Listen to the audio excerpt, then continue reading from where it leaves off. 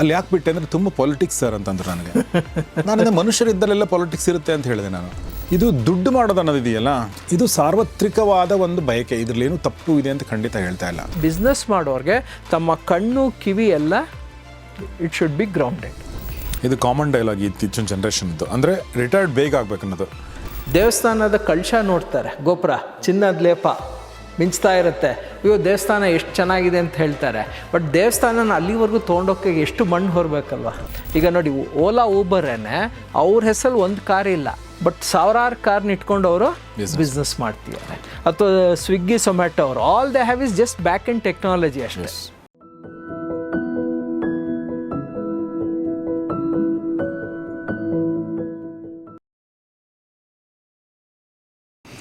So ನಾನು ಶಂಕರ್ ಬೆಳ್ಳೂರು ಜೊತೆ ಮಾತಾಡ್ತಾ ಇದ್ದೆ. ಕರಿಯರ್ ಕೌನ್ಸಿಲರ್ ಆಗಿ ಅವರು ಕೆಲಸ ಮಾಡ್ತಾ ಇದ್ದಾರೆ. ಅವ್ರದ್ದೇ ಸಂಸ್ಥೆ ಇದೆ, ಮೈ ಕರಿಯರ್ ಲ್ಯಾಬ್ ಅಂತ.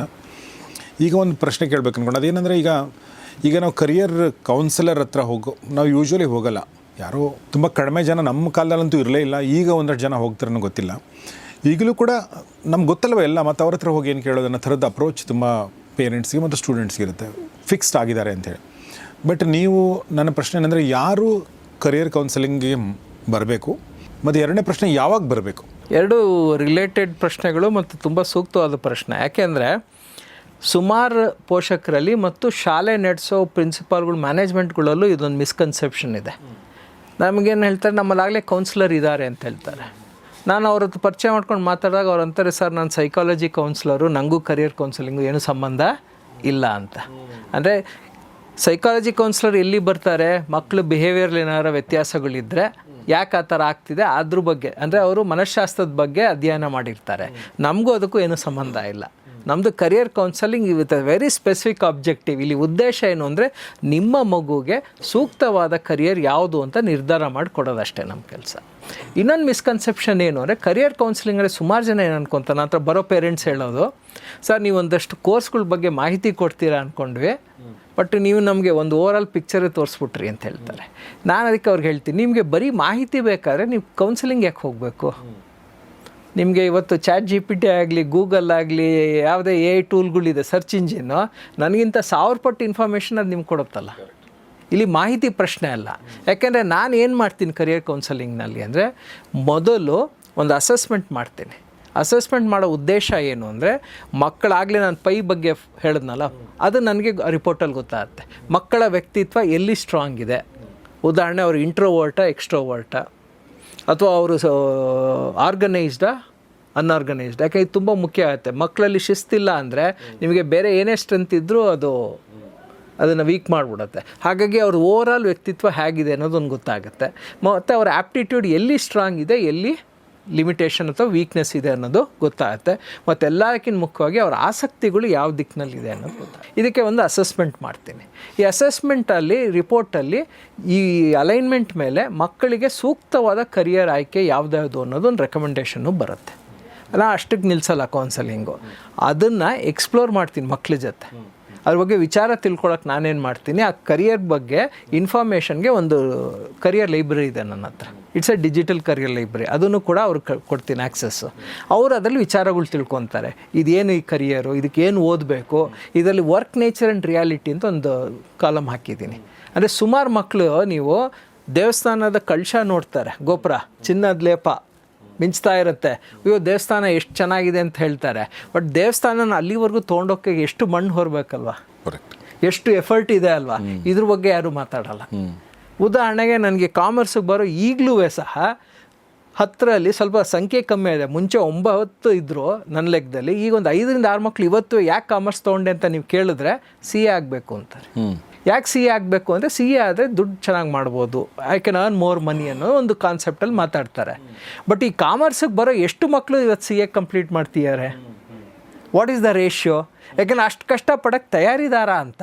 ಒಬ್ಬ DCನೋ IPS ಆಫೀಸರ್ ನೋಡಿದಾಗ ಅನಿಸ್ಬಿಡುತ್ತೆ ಮಕ್ಕಳಿಗೆ. ನನಗೆ ಎಸ್ಪೆಷಲಿ ಹಳ್ಳಿ ಶಾಲೆಗಳ್ಗೆ ಹೋದಾಗ, ನಂದು ಟಾಕ್ ಆದಮೇಲೆ ಮಕ್ಕಳು ಬರ್ತಾರಲ್ಲ ನನ್ನ ಹತ್ರ ಮಾತಾಡೋಕ್ಕೆ, ನೀವು ನಂಬ್ತಿರಲ್ಲ, ಅರ್ಧಕ್ಕರ್ಧ ಜನ ಏನಾಗಬೇಕು ಅಂತಿದ್ರೆ ನಾನು IAS ಆಫೀಸರ್ ಆಗಬೇಕು ಅಂತಾರೆ. ನಾನು ಅವ್ರನ್ನ ತಮಾಷೆಗೆ ಕೇಳ್ತೀನಿ, ನಿಮ್ಮ ಊರಲ್ಲಿ ಬೋಂಡ ಗಿಂಡ ಮಾರ್ತಾರ ಅಂತ. ಯಾಕೆ ಸರ್ ಅಂತಾರೆ. ಅಲ್ಲ ಎಲ್ಲ ನಿಮ್ಮ ಅಪ್ಪಂಗೆ ಅಮ್ಮಂಗೆ ಕಟ್ಕೊಂಡೋಗಿ ಕೊಟ್ಟಿದ್ಯಾ ಮನೆಗೆ ಕಳಿಸಿರ್ತಾರೆ. ಹೌದು ಅಂತ. ನಿಮ್ಮ ಮನೆಗೆ ಬೋಂಡ ಕಟ್ಕೊಂಡು ಹೋಗ್ತಿಯಲ್ಲ ಯಾವುದ್ರಲ್ಲಿ ಕಟ್ಕೊಡ್ತಾರೆ ಅಂದರೆ ಹಳೆ ನ್ಯೂಸ್ ಪೇಪರಲ್ಲಿ ಕಟ್ಕೊಂಡು ಹೋಗ್ತಾರೆ. ನೀನು ಮನೆಗೆ ಹೋದ್ಮೇಲೆ ಏನು ಮಾಡ್ತೀನಿ ಅಂದರೆ ಅದನ್ನು ಬೋಂಡ ತೆಗೆದ್ಬಿಟ್ಟು ಪ್ಲೇಟ್ ಮೇಲೆ ಇಡ್ತೀನಿ, ಪೇಪರ್ನ ಡಸ್ಟ್ಬಿನ್ಗೆ ಹಾಕ್ತೀವಿ ಅಂತಾರೆ. ಆಗ ನೀನು IAS ಆಫೀಸರ್ ಆಗೋಕ್ಕಾಗಲ್ಲ ಅಂತೀನಿ. ಅವ್ರಿಗೊಂಥರ ಅದಕ್ಕೆ ಏನು ಲಿಂಕು ಅಂತ ಆಗ್ಬಿಡತ್ತೆ. ನಾನು ಹೇಳ್ತೀನಿ IAS ಆಫೀಸರ್ ಆಗಬೇಕಂದ್ರೆ ಮೂಲವಾಗಿ ಏನಿರಬೇಕು ಅಂದರೆ ನಿನಗೆ ಜ್ಞಾನಾರ್ಜನೆಯ ದಾಹ ಇರಬೇಕು. ಎಸ್, ಆ ಬೋಂಡ ಪೇಪರ್ ಕೂಡ ನೋಡಬೇಕು. ಹಳೆ ನ್ಯೂಸ್ ಪೇಪರ್ ಆದ್ರೂ ಇದರಲ್ಲಿ ಏನಿರ್ಬೋದು ಅಂತ ಒಂದ್ಸಲಿ ಗ್ಲ್ಯಾನ್ಸ್ ಮಾಡೋ ಅಷ್ಟು ಕ್ಯೂರಿಯಾಸಿಟಿ ನಿನ್ನಲ್ಲಿದೆ ಅಂದರೆ ನಿನಗೆ ಸಾಧ್ಯತೆ ಇದೆ. Because UPSC civil service is not A test of your intelligence, it's A test of your resilience. ಯಾಕೆಂದರೆ 10 ಗಂಟೆ ದಿನಕ್ಕೆ 12 ಗಂಟೆ 14 ಗಂಟೆ ಸತತವಾಗಿ ವರ್ಷಾನುಗಟ್ಟಲೆ ಅಧ್ಯಯನ ಮಾಡೋದು ಅಂದರೆ ಅದು ಯಾವ ತಪಸ್ಸಿಗೂ ಕಮ್ಮಿ ಇಲ್ಲ. ಅಷ್ಟು ಮಾಡೋಷ್ಟು ಹಶ್ವು ನಿನ್ನಲ್ಲಿ ಇದೆಯಾ, ಮಾಡೋ ಕೇಪಬಿಲಿಟಿ, ಓದೋ ಕೇಪಬಿಲಿಟಿ ನಿನ್ನಲ್ಲಿ ಇದೆಯಾ. ಈಗಿನ ಮಕ್ಕಳು ಒಂದು ಕತೆ ಪುಸ್ತಕ ಓದೋದಿಲ್ಲ. ನಾವು ಸೋಷಿಯಲ್ ಮೀಡಿಯಲ್ಲಿ ನೋಡ್ತೀವಲ್ಲ, 1 ನಿಮಿಷದ ರೀಲು 2 ನಿಮಿಷ ಅದ್ರ ಮೇಲೆ ಅವ್ರು ನೋಡಲ್ಲ ಅಂತಾರೆ. ಅವ್ರ ಅಟೆನ್ಷನ್ ಸ್ಪ್ಯಾನಿಗೆ ಒಂದು ರೀಸೆಂಟ್ ರಿಸರ್ಚ್ ಪ್ರಕಾರ 8 ಸೆಕೆಂಡು 10 ಸೆಕೆಂಡ್ಗೂ ಇಳಿದಿದೆಯಂತ. ನೀನು ಈ ಮನಸ್ಥಿತಿನಲ್ಲಿ ನಾನು IAS ಆಫೀಸರ್ ಆಗಬೇಕು ಅಂದರೆ ಹೇಗೆ ಆಗ್ತೀಯ ಅಲ್ವಾ? ಹಾಗಾಗಿ ಮಕ್ಕಳಿಗೆ ನಾನು ಏನು ಆಗಬೇಕು ಅನ್ನೋದೊಂದು ಸ್ಪಷ್ಟತೆ ಬರಬೇಕು. ಯಾವುದ್ರಲ್ಲಿ ನಂಗೆ ಆಸಕ್ತಿ ಇದೆ ಅನ್ನೋದು ಗೊತ್ತಾಗಬೇಕು. ಮತ್ತು ಅದನ್ನು ಸಾಧಿಸೋಕ್ಕೆ ನನಗೆ ಸ್ಟ್ರೆಂತ್ ಏನಿದೆ ಮತ್ತು ವೀಕ್ನೆಸ್ ಏನಿದೆ ಅನ್ನೋದು ಗೊತ್ತಿರಬೇಕು. ಉದಾಹರಣೆ, ನಾನು ಬಿಸ್ನೆಸ್ ಲೀಡರ್ ಆಗಬೇಕು, ಆಂಟ್ರಪ್ರನರ್ ಆಗಬೇಕು, ಬಿಸ್ನೆಸ್ ಮ್ಯಾನ್ ಆಗಬೇಕು, ನಿನ್ನ ವರ್ಬಲ್ ಅಬಿಲಿಟಿ ಕಮ್ಮಿ ಇದೆ, ಲೀಡರ್ಶಿಪ್ ಅಬಿಲಿಟಿ ಕಮ್ಮಿ ಇದೆ, ನೀನು ಸಕ್ಸಸ್ಫುಲ್ ಬಿಸ್ನೆಸ್ ಮ್ಯಾನ್ ಆಗ್ತೀಯ. ಅಲ್ಲಿಗೆ ನಿಂಗೆ ಆಗಬೇಕು ಅನ್ನೋ ಆಸಕ್ತಿ ಇದೆ ಅಂದರೆ ನೀ ಈ ಅಬಿಲಿಟಿನ ಬೆಳೆಸ್ಕೋಬೇಕು. ಎಕ್ಸಾಕ್ಟ್ಲಿ. ನಿಂಗೊಂದು ಐಡಿಯಾ ಬರುತ್ತೆ ನಾನು ಎಲ್ಲೆಲ್ಲಿ ವರ್ಕ್ ಮಾಡಬೇಕು, ಹೇಗೆ ವರ್ಕ್ ಮಾಡಬೇಕು ಅಂತ. ಹಾಗಾಗಿ ಅಸೆಸ್ಮೆಂಟ್ ಮಾಡಿ ಈ ರೆಕಮೆಂಡೇಷನ್ ಏನು ಬರುತ್ತೆ ಇದ್ರದ್ದು ಪ್ರೋಸ್ ಆ್ಯಂಡ್ ಕಾನ್ಸ್ ಮಕ್ಳುಗಳಿಗೆ ಹೇಳಿ ನಿಂಗೆ ಯಾವುದು ಇಂಟ್ರೆಸ್ಟಿಂಗ್ ಅನಿಸುತ್ತೆ. ಯಾಕೆ ಆಗಲೇ ನಾವು ಮಾತಾಡಿದ್ವಿ, ಆಸಕ್ತಿ ಇಲ್ಲದಲ್ಲೇ ಇರೋ ಮಕ್ಳನ್ನ ಜಾಸ್ತಿ ಪುಷ್ ಮಾಡೋಕ್ಕಾಗಲ್ಲ. ಎಕ್ಸಾಕ್ಟ್ಲಿ. ಇದಕ್ಕೆ ಒಂದು ಕಾರಣ ನಾನು ಏನು ನೋಡ್ತಾ ಇದ್ದೀನಿ ಅಂದರೆ, ಸಾಮಾನ್ಯವಾಗಿ ನಮ್ಮ ಜನ್ರೇಷನ್ ಅಪ್ಪ ಅಮ್ಮ ಆಮೇಲೆ ಬಂದವರು ಟಿಲ್ 80s ಅಲ್ಲಿ ಹುಟ್ಟಿರೋ ಜನ್ರೇಷನ್ನು ನಾವುಗಳು ತುಂಬ ಕಷ್ಟಪಟ್ಟಿದ್ದೀವಿ. ನಮ್ಮ ಮಕ್ಕಳು ಆ ಕಷ್ಟಪಡಬಾರ್ದು ಅಂತ ಒಂದು ಎಕ್ಸ್ಟ್ರಾ ಬ್ಲ್ಯಾಂಕೆಟ್ ಸುತ್ತಬಿಟ್ಟಿದ್ದೀವಿ ಅವ್ರ ಸುತ್ತ, ಒಂದು ಕಂಫರ್ಟ್ ಝೋನ್ ಸೃಷ್ಟಿ ಮಾಡಿಬಿಟ್ಟಿದ್ದೀವಿ. ಈಗೇನಾಗುತ್ತೆ, ಮಕ್ಕಳಿಗೆ ಅದರಿಂದ ಹೊರಗೆ ಹೋಗೋಕ್ಕೆ ಇನ್ಸೆಂಟಿವ್ ಇಲ್ಲ. ಕೂತ್ ಕಡೆಗೆ ಅವ್ರಿಗೆಲ್ಲ ಫೆಸಿಲಿಟಿ ಸಿಗ್ತಾ ಇದೆ, ಅವ್ರಿಗೆ ಬೇಕು ಬೇಡ ಎಲ್ಲನೂ ಅಪ್ಪ ಅಮ್ಮ ಗಮನಿಸ್ಕೊತಿದ್ದಾರೆ. ಹಾಗಾಗಿ ಅವರಲ್ಲಿ ಏನು ಕೊರತೆನೇ ಇಲ್ಲ. ಕೊರತೆ ಇಲ್ಲ ಅಂದಾಗ ಸೈಕಾಲಜಿಕಲ್ ಹಂಗರ್ ಸೃಷ್ಟಿ ಆಗೋದಿಲ್ಲ. ನಾವು ಏನೋ ಮಾಡಬೇಕು ಅನ್ನೋದು ಬರಲ್ಲ ಮಕ್ಕಳಿಗೆ. ಎಕ್ಸಾಕ್ಟ್ಲಿ. ಆಮೇಲೆ ಇನ್ನೊಂದು ಏನು ಮಾಡ್ತೀರ ನಾನು ನೋಡ್ದಂಗೆ, and hint of a challenge or a problem they want to give up. Engineering ಕಷ್ಟ ಬಿಟ್ಬಿಡ್ತೀನಿ, ಇನ್ನೇನೋ ಮಾಡ್ತೀನಿ. ನಾಳೆ ಅದು ಕಷ್ಟ ಆದರೆ ಈಸಿಯಾಗಿ ಯಾವುದಾಗತ್ತೆ ಹೇಳಿ ಸರ್ ಅಂತ. ಅಂದರೆ we have made their life so easy. ಇದಕ್ಕೆ ನಾವೇ ಹೊಣೆ. ಇಲ್ಲ ನನಗೆ ನಾವು ಅಂದರೆ ತಂದೆ ತಾಯಿಗಳು ಆ ಥರ ಒಂದು ಮಾಡೋದು ಸಹಜ. ಹೊರಗಡೆ ಬೇರೆ ಅಟ್ಮಾಸ್ಫಿಯರ್ ಅದು. ಅಲ್ಲಿ ಏನು ಹೇಳಿ, ಅಲ್ಲಿ ನೀ ನನ್ನ ಮಗ ನನ್ನ ತಮ್ಮ ನಮ್ಮ ತಂಗಿ ಅಂತಲ್ಲ, ನಿನ್ನ ಕೆಲಸ ಅದು ಎದಕ್ಕೆ ಬಂದಿದೆಯಾ ಆ ಕೆಲಸ ಮಾಡ್ತಾ ಇದೆಯಾ, ನೀನು ಇರ್ತೀಯಾ, ಇಲ್ಲ ಅಂದರೆ ಇರಲ್ಲ. ಅಷ್ಟು ಸಿಂಪಲ್ ಅಷ್ಟೇ. ಅಲ್ಲಿ ಏನು ಬಂಧು ಬಳಗ ಬಾಂಧವ್ಯ ಅಂತ ಏನೂ ಇಲ್ಲ. ಆಮೇಲೆ 2ನೇ ಪಾಯಿಂಟ್ ತುಂಬ ಚೆನ್ನಾಗಿ ಹೇಳಿದ್ರಿ ನೀವು. ಅಂದರೆ ಇದು ಈಸಿ, ಇದು ಇಲ್ಲಿ ಟ್ರೈ ಮಾಡ್ತೀನಿ, ಇದು ಸಿಗಲಿಲ್ವಾ, ಇದು ಆಗ್ತಾ ಇಲ್ಲ ನನ್ನ ಕಡೆ, ಇನ್ನೊಂದು ಕಡೆ ಹೋಗೋದು. ಆಮೇಲೆ ಕೆಲವರು ನಾನು ಅಬ್ಸರ್ವ್ ಮಾಡಿದೆ, ಅಲ್ಲಿ ಯಾಕೆ ಬಿಟ್ಟೆ ಅಂದರೆ ತುಂಬ ಪೊಲಿಟಿಕ್ಸ್ ಸರ್ ಅಂತಂದ್ರು ನನಗೆ. ನಾನು ಮನುಷ್ಯರಿದ್ದಲ್ಲೆಲ್ಲ ಪೊಲಿಟಿಕ್ಸ್ ಇರುತ್ತೆ ಅಂತ ಹೇಳಿದೆ. ನಾನು ಮನುಷ್ಯರಿದ್ದಲ್ಲೆಲ್ಲ ಪೊಲಿಟಿಕ್ಸ್ ಇರುತ್ತೆ ಅಂದರೆ ಅರ್ಥ ಏನು ಅಂತಂದರೆ, ಒಬ್ಬ ಇಷ್ಟ ಆಗ್ತಾನೆ ನಮಗೆ, ಇನ್ನೊಬ್ರು ಅಷ್ಟೊಂದು ಇಷ್ಟ ಆಗಲ್ಲ. ಕೆಲವರು ಬಂದು ನನ್ನ ಜೊತೆ ಮಾತಾಡ್ತಾರೆ, ಕೆಲವರು ಮಾತಾಡಲ್ಲ ನಮ್ಮ ಜೊತೆಗೆ. ಸೊ ಇಟ್ಸ್ ಸಹಜ ಒಬ್ಬರ ಬಗ್ಗೆ ಪ್ರೀತಿ ಹುಟ್ಟೋದು, ಇನ್ನೊಬ್ಬ ಬಗ್ಗೆ ದ್ವೇಷ ಏನು ಹುಟ್ಟಲ್ಲ, ಅಷ್ಟೊಂದು ಪ್ರೀತಿ ಇರಲ್ಲ. It's normal. ಬಟ್ ಏನಂತಂದರೆ, ನಿಮ್ಮ ಕೆಲಸ ಆ ಪ್ರೀತಿಯನ್ನು ಮೀರಿ ನೀವು ಕೆಲಸ ಮಾಡ್ತಾಯಿದ್ರೆ, ಓಕೆ ಅವ್ನು ನಂಗೆ ತುಂಬ ಇಷ್ಟ ಅಂಥೇಳಿ ನಾನು ಅವ್ನು ಇಟ್ಕೊಳ್ಳಲ್ಲ. ಯಾರು ಕೆಲಸ ಮಾಡ್ತಾರೋ ಅವನ್ನೇ ಇಟ್ಕೋತೀವಿ ಅಲ್ವಾ ಫೈನಲಿ. ಆಮೇಲೆ ಕೆಲವರು ಹೇಳ್ತಾರೆ, ಸರ್ ಜಾತಿ ಸರ್ ಅಂತಾರೆ. ನಾನು ಎಂಥ ಮೂರ್ಖತನ ಮಾತಾಡ್ತೀನಿ ಅಲ್ವಾ. ಜಾತಿ ಧರ್ಮ ಎಲ್ಲಿದೆ? ಅಪ್ರಸ್ತುತ. ಯಾರೊಬ್ಬರು ಜಾತಿಯವರು ಅಂಥೇಳಿ ಅವ್ರನ್ನ ಇಟ್ಕೊಳ್ಳೋದು ತೆಗಿಯೋದು ಅದೆಲ್ಲ ಮ್ಯಾಟ್ರ್ ಆಗಲ್ಲ. ನಿಮ್ಮ ಕೆಲಸ ಇಂಪಾರ್ಟೆಂಟ್ ಆಗುತ್ತೆ ಅನ್ನೋದು ನಾನು ಸಾಧ್ಯವಾದಷ್ಟು ಹೇಳ್ತಿರ್ತೀನಿ. ನಮ್ಮ ಆಲ್ಮಾ ಮೀಡಿಯಾ ಸ್ಕೂಲ್ ಹೇಳ್ತಿದ್ದೆ. ಸರ್ ನನ್ನ ಇನ್ನೊಂದು ಪ್ರಶ್ನೆ ಏನು ಉಳಿಯುತ್ತೆ ಅಂದರೆ, ಇದು ದುಡ್ಡು ಮಾಡೋದು ಅನ್ನೋದಿದೆಯಲ್ಲ, ಇದು ಸಾರ್ವತ್ರಿಕವಾದ ಒಂದು ಬಯಕೆ. ಇದರಲ್ಲೇನು ತಪ್ಪು ಇದೆ ಅಂತ ಖಂಡಿತ ಹೇಳ್ತಾ ಇಲ್ಲ. ಎಲ್ರಿಗೂ ನಾನು ದುಡ್ಡು ಮಾಡಬೇಕು, ನಾನು ನಮ್ಮ ಪೇರೆಂಟ್ಸ್ ಏನು ದುಡ್ಡು ಮಾಡಿದ್ದಾರೆ ಅವ್ರಿಗಿಂತ ಜಾಸ್ತಿ ಅಂದರೆ ಅವ್ರು ಇನ್ ದ ಸೆನ್ಸ್ ಆ್ಯಕ್ಚುಲಿ ನಮಗೇನು ಅನಿಸುತ್ತೆ, ನಮ್ಮ ಪೇರೆಂಟ್ಸ್ ಒಳ್ಳೆ ಲೈಫೇ ಕೊಟ್ಟಿರ್ತಾರೆ, ಬಟ್ ನಮಗೆ ಇನ್ನೂ ಅದು ಕೊರತೆ ಅನ್ನಿಸ್ತಾ ಇರುತ್ತೆ. ಈಗ ನನಗೆ ನನ್ನ ಪೇರೆಂಟ್ಸ್ ಇನ್ನೂ ಕೊರತೆ ಅನಿಸಿದೆ, ನನ್ನ ಮಗನಿಗೆ ಅವನಿಗನ್ಸುತ್ತೆ ಇಲ್ಲ ಕೊರತೆ ಇದೆ ನನಗನ್ಸುತ್ತೆ. ಅದು ನನ್ನ ಪ್ರಕಾರ ಒಳ್ಳೆಯ ಒಂದು ವಿಚಾರ. ಹೇಗೆ ಅಂದರೆ ಪ್ರತಿಯೊಂದು ಜನ್ರೇಷನ್ ನಮ್ಮ ಜನ್ರೇಷನ್ಗಿಂತ ಅಂದರೆ ನನ್ನ ಅಪ್ಪನಿಗಿಂತ ನಾನು ಚೆನ್ನಾಗಿ ಮಾಡಬೇಕು, ನನಗಿಂತ ನನ್ನ ಮಕ್ಕಳು ಚೆನ್ನಾಗಿ ಮಾಡಬೇಕು ಅನ್ನೋದು ತುಂಬ ಸಹಜ. ಮಾನವ ಸಂತತಿ ಇಲ್ಲಿ ತನಕ ಬೆಳ್ಕೊಂಡು ಬಂದಿರೋದಕ್ಕೆ ಅದೇ ಕಾರಣ. ನಮ್ಮಪ್ಪ ಒಂದು ಡಬಲ್ ಬೆಡ್ರೂಮ್ ಮನೆ ತೊಗೊಂಡಿದ್ದಾರೆ, ನಾನು 3 ಬೆಡ್ರೂಮಿನ ಮನೆ ತೊಗೋಬೇಕು ಅಥವಾ ಇನ್ನೂ ದೊಡ್ಡ ಮನೆ ಕಟ್ಟಿಸ್ಬೇಕು ಅನ್ನೋದ್ರಲ್ಲಿ ಏನೂ ತಪ್ಪಿಲ್ಲ.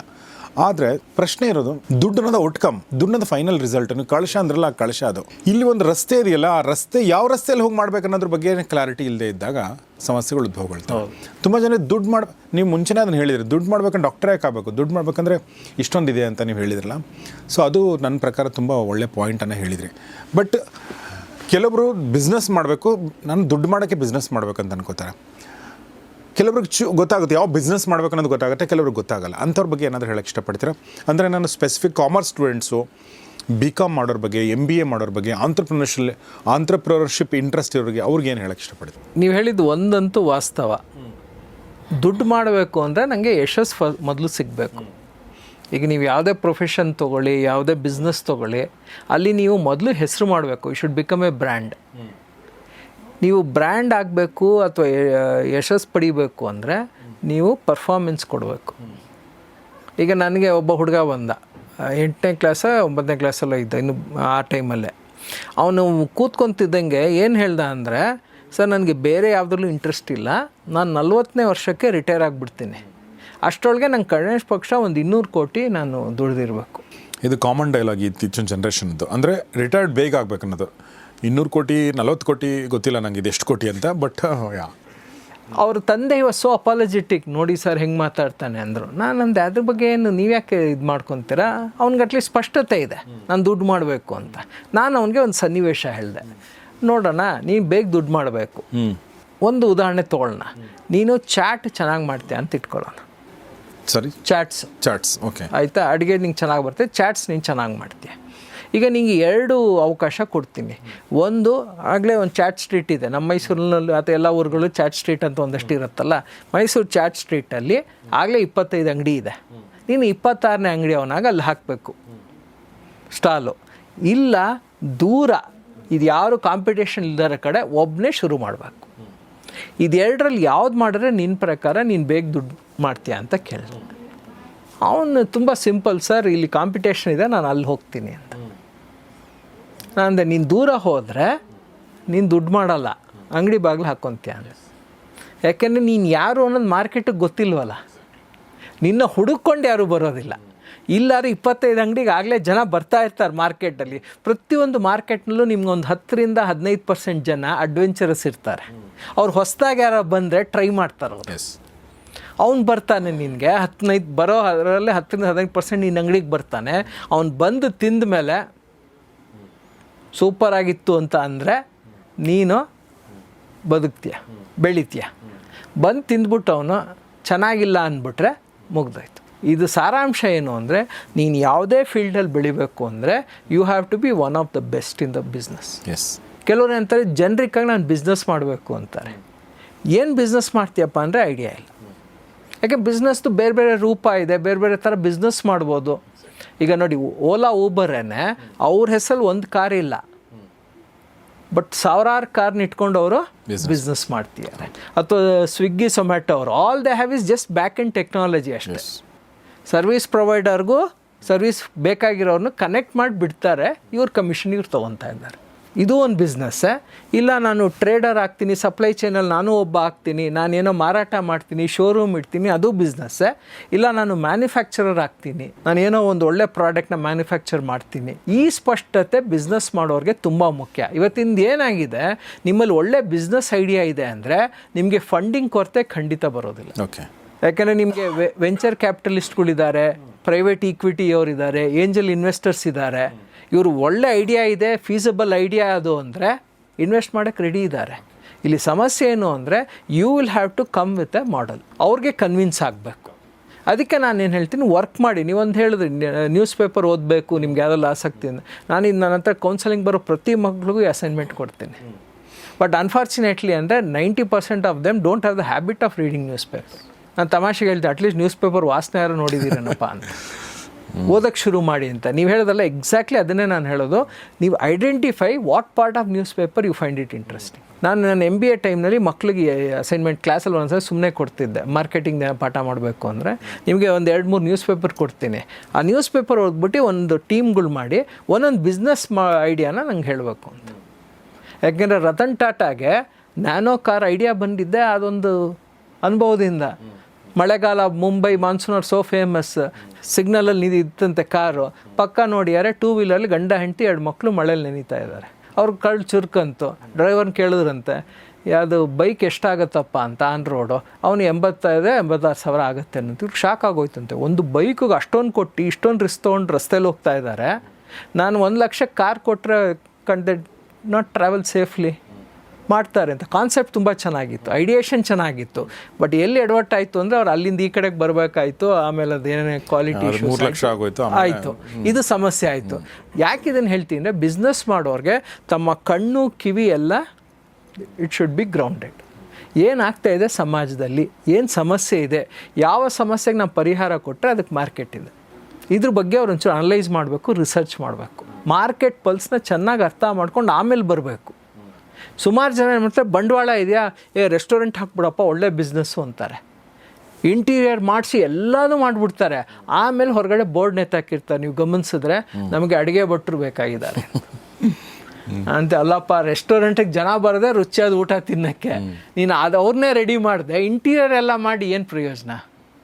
First you will have to search for that chef who is specialized in South Indian, North Indian, Chinese, what ನೀ ಏನು ಮೆನು ಕೊಡಬೇಕು ಅಂತಿದೆಯಾ ಅದು ಎಕ್ಸ್ಪರ್ಟ್ನ ಫಸ್ಟ್ ಹುಡುಕ್ಬೇಕು ನೀನು, ಆಮೇಲೆ ಬಾಕಿದ ಮೇಲೆ ಇನ್ವೆಸ್ಟ್ ಮಾಡಬೇಕು. ಇದು ಕಾಮನ್ ಸೆನ್ಸ್ ಅಪ್ರೋಚು. ಅನ್ಫಾರ್ಚುನೇಟ್ಲಿ ಈಗಿನ ಜನ್ರೇಷನ್ನು ತುಂಬ ಬೇಗ ಆ ಥರದ ನಿರ್ಧಾರಗಳು ಮಾಡ್ತಾರೆ. ಅದಕ್ಕೆ ಬಿಸ್ನೆಸ್ ಮಾಡಬೇಕು ಅಂದರೆ ಖಂಡಿತ ಮಾಡಿ, ಅವಕಾಶ ತುಂಬ ಚೆನ್ನಾಗಿದೆ. ಬಟ್ ಯೋಚನೆ ಮಾಡಿ ನಿಮಗೆ ಯಾವುದಲ್ಲಿ ಆಸಕ್ತಿ ಇದೆ ಆ ಬಿಸ್ನೆಸ್ನ ಮಾಡಿ. ಸೊ ಯೂಶ್ವಲಿ ಒಂದು 9th 8th 9th ಅಲ್ಲಿ ಇರೋ ಮಕ್ಕಳು ಬಂದರೆ ಬೆಟ್ರ ಕರಿಯರ್ ಕೌನ್ಸಿಲಿಂಗ್ಗೆ? What do you think? ಹೌದು, ಐಡಿಯಲಿ ನನ್ನ ಪ್ರಕಾರ 9ನೇ ಕ್ಲಾಸಲ್ಲಿ ಬಂದರೆ ಅವರಿಗೆ ಎಕ್ಸ್ಪ್ಲೋರ್ ಮಾಡೋಕ್ಕೆ ಹೆಚ್ಚು ಸಮಯ ಸಿಗತ್ತೆ. ಈಗ ಉದಾಹರಣೆ ನೋಡಿ, ನೀವು 10ನೇ ಕ್ಲಾಸ್ ಆದಮೇಲೆ ಏನೋ ಒಂದು ತೊಗೊಂಡ್ಬಿಡ್ತೀರಾ ಸ್ಟ್ರೀಮು ಅಂತ ಇಟ್ಕೊಳ್ಳಿ. ನಾನು ಸ್ಟೇಟ್ ಬೋರ್ಡ್ ಮಾತಾಡ್ತಿದ್ದೀನಿ, ನೀವು ಕಾಮರ್ಸ್ ತೊಗೊಂಡ್ಬಿಟ್ಟಿದ್ದೀರಾ. ನನಗೆ ಈ ಥರದ್ದೊಂದು ಕೇಸ್ ಆಯಿತು. ಒಂದು ಮಗು ಕಾಮರ್ಸ್ ತೊಗೊಂಬಿಟ್ಲು, ಯಾಕೆಂದರೆ ಅದು ಈಸಿ, ಮ್ಯಾಥ್ಸ್ ಬೇಡ ಅಂತ ತೊಗೊಂಬಿಟ್ಲು. ಅವಳ ಮನಸ್ಸಲ್ಲಿ ಏನಿತ್ತು, ನಂಗೆ ಮ್ಯಾಥ್ಸ್ ಟಫು ಅಂತ. ಬಟ್ ನಾನು ಅದರಲ್ಲಿ ಇದು ಸೈಕೋಮೆಟ್ರಿಕ್ ಅಸೆಸ್ಮೆಂಟ್ ಮಾಡಿದಾಗ ಅವಳು numerical logical intelligence first class ಆಗಿದೆ. ಅವಳಿಗೆ ಏನಾಗ್ಬಿಟ್ಟಿದೆ, ಮ್ಯಾಥ್ಸ್ ಟೀಚರು ಅವಳನ್ನ ಸ್ವಲ್ಪ ಒಂಥರ ಟ್ರೀಟ್ ಮಾಡಿಬಿಟ್ಟಿದ್ದಾರೆ, ಹ್ಯೂಮಿಲೇಟ್ ಮಾಡಿಬಿಟ್ಟಿದ್ದಾರೆ ಕ್ಲಾಸ್ ರೂಮಲ್ಲಿ, ಮಾರ್ಕ್ಸ್ ಯಾವಾಗಲೂ ಕಮ್ಮಿ ಆದಾಗ. ಆವಾಗಲಿಂದ ಅವಳಿಗೆ ಟೀಚರು ಮ್ಯಾಥ್ಸ್ 2 ಬಗ್ಗೆನೂ ಒಂಥರ ದ್ವೇಷ ಬೆಳೆಸ್ಕೊಂಡ್ಬಿಡ್ತಾವೆ ಮಗು, ನನಗೆ ಬೇಡ ಮ್ಯಾಥ್ಸು ಅಂತ. ಅವಳ ನಂತರ ಬಂದಾಗ ಅಸೆಸ್ಮೆಂಟ್ ಮಾಡಿದ್ರೆ ಅವಳಿಗೆ engineering was A perfect domain for her. ಎಷ್ಟು ಹತ್ಬಿಟ್ಲು ಅವಳು ಅಂದರೆ ಯಾರೂ ಸಮಯನ ಹಿಂದಕ್ಕೆ ತೊಗೊಂಡೋಗೋಕ್ಕಾಗಲ್ವಲ್ಲ. ಅವಳು 2nd PUC 12th ಗ್ರೇಡಲ್ಲಿ ಇದ್ದಾಗ ಬಂತು ಆ ಮಗು. ನಾನು ಅದಕ್ಕೆ ಹೇಳಿದೆ, ಮಕ್ಕಳು ಕೆಲಸಲ್ಲಿ ಎಮೋಷ್ನಲ್ ಆಗಿ ಡಿಸಿಷನ್ ಮಾಡಿಬಿಡ್ತಾರೆ. ಅವ್ರಿಗೆ ಟೀಚರ್ ಸರಿ ಹೋಗಲಿಲ್ಲ ಅಥವಾ ಏನೋ ಕಾರಣಕ್ಕೆ ನಂಗೆ ಆ ಸಬ್ಜೆಕ್ಟ್ ಬೇಡ ಅಂತನೋ. ಅದಕ್ಕೋಸ್ಕರ ಹೇಳ್ತೀನಿ, ನಾನು 9th ಅಲ್ಲಿ ನೀವು ಮಾಡಿಸ್ಬಿಟ್ರೆ ನಿಮಗೆ ಒಂದು ಸ್ಪಷ್ಟತೆ ಇರುತ್ತೆ. ಈಗ CBSE ಅವರಂತೂ ಅವರ ಸ್ಕೂಲ್ಗಳು ಸರ್ಕ್ಯುಲರೇ ಕೊಟ್ಬಿಟ್ಟಿದ್ದಾರೆ 9ರಿಂದ 12ನೇ ಕ್ಲಾಸಿನ ಮಕ್ಕಳಿಗೆ. ಯಾಕೆ NEP ಪ್ರಕಾರ 9 to 12th ಇಸ್ 1 ಬ್ಲಾಕ್. ಈ ಸೋಕಾಲ್ಡ್ PUC ಅನ್ನೋದು ಸ್ಟೇಟಲ್ಲಿ ಮಾತ್ರ ಇದೆ, ಇನ್ನೆಲ್ಲೂ ಇಲ್ಲ. ಅದು 11th and 12th ಅಂತಾನೆ 1 ಬ್ಲಾಕ್, ಅದು 9ರಿಂದ 12ನೇ ಕ್ಲಾಸು. ಇವರು 8ನೇ ಕ್ಲಾಸ್ ಆದಮೇಲೆ 9ನೇ ಕ್ಲಾಸಲ್ಲಿ ಅವ್ರ ಸಬ್ಜೆಕ್ಟ್ನ ಆಯ್ಕೆ ಮಾಡ್ಕೋಬೇಕು. ಅವ್ರಿಗೆ ಒಂದು ಅಡ್ವಾನ್ಸ್ಡು, ಇನ್ನೊಂದು ಬೇಸಿಕ್ ವರ್ಷನ್ ಕೊಡ್ತಾರೆ. ಕೆಲವು ಕೋರ್ಸ್ಗಳಿಗೆ ನೀವು ಅಡ್ವಾನ್ಸ್ ವರ್ಷನ್ ಮಾಡಿಲ್ಲ ಅಂದರೆ ನಿಮ್ಗೆ ಅಡ್ಮಿಷನ್ ಕೊಡೋಲ್ಲ. ಓಕೆ. ಸೊ ಹಾಗಾಗಿ 8ನೇ ಕ್ಲಾಸ್ ಆದಮೇಲೆ 9ನೇ ಕ್ಲಾಸ್ ಶುರುವಿನಲ್ಲಿ ಮಕ್ಕಳಿಗೆ ಕರಿಯರ್ ಕೌನ್ಸಿಲಿಂಗ್ ಮಾಡಿಸೋದು ನನ್ನ ಪ್ರಕಾರ ತುಂಬ ಸೂಕ್ತ. ಬಟ್ ತುಂಬ ಕಡಿಮೆ ಕರಿಯರ್ ಕೌನ್ಸಿಲರ್, ತುಂಬ ಜನ ಕರಿಯರ್ ಕೌನ್ಸಿಲರು ಕಮ್ಮಿ ಇದ್ದಾರೆ, ಕೌನ್ಸಿಲಿಂಗ್ ಬೇಕು ಅಂತ ಬರೋ ಪೇರೆಂಟ್ಸು ತುಂಬ ಕಡಿಮೆ ಇದ್ದಾರೆ.